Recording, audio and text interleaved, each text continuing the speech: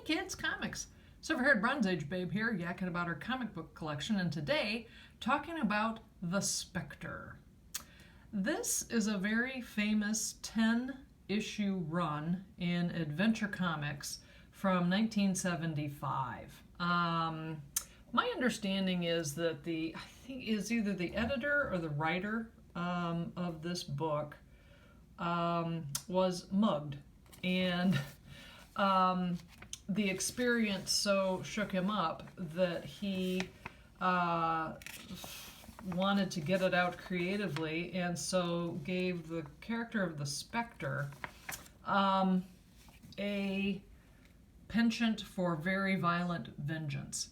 And so this book depicts a lot of bad guys doing bad things, but the Spectre comes along and doesn't just arrest these people, but kills them in kind of gruesome ways. I think this is the second book I actually got in the run, and it really caught my attention because there were a couple of cameos here that this kid from the 70s kind of appreciated. There's a bank robbery, and that is Columbo.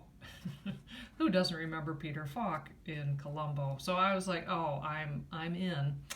And then the tale of this bank robbery has imagery that is very reminiscent of Patty Hearst in the Symbionese Liberation Army. Some of you will remember that. Others, feel free to look it up. A very fascinating tale from the mid-70s. So that image was kind of reminiscent of that. So the Spectre basically solves problems by killing the bad guys in every issue. That's an example of how he does that.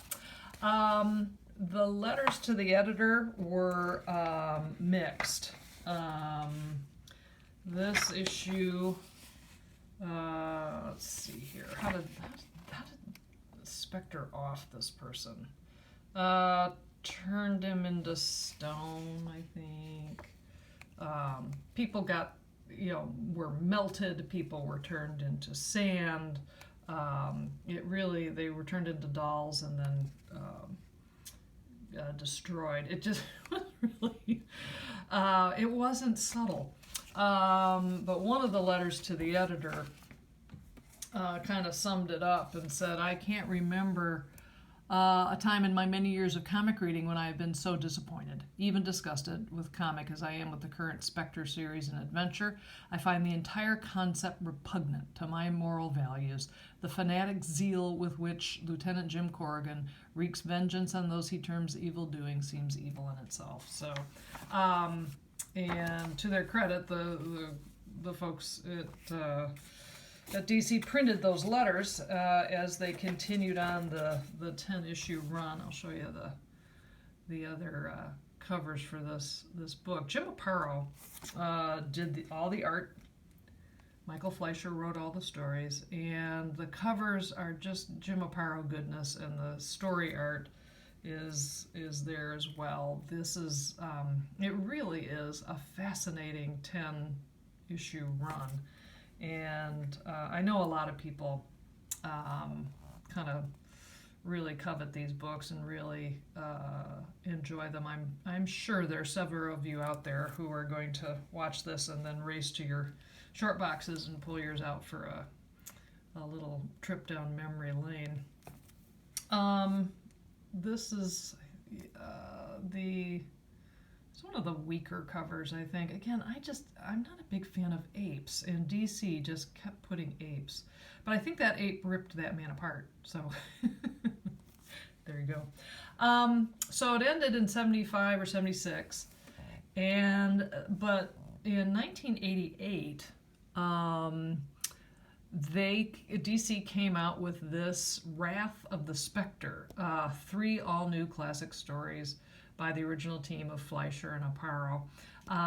There were 3 stories that they hadn't published yet when they decided to cancel it, so they you know, they waited a few years to see if the culture would catch up with them, I guess is one way to look at it. So they put it in this edition.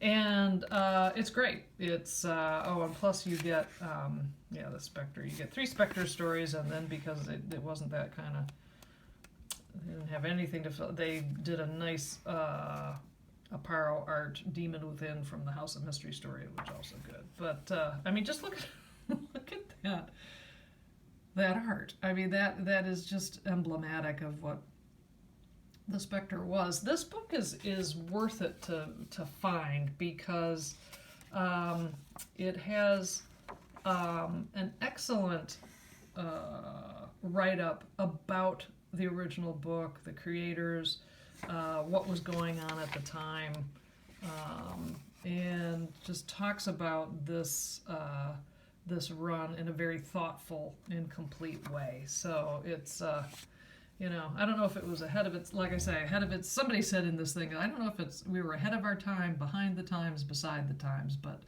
nonetheless, it is what it is, and it has remained a very popular series. So there it is, Adventure Comics and the Adventures of the Spectre, and I'm just thrilled to have in the collection. Thanks so much for stopping by. I'll see you next time.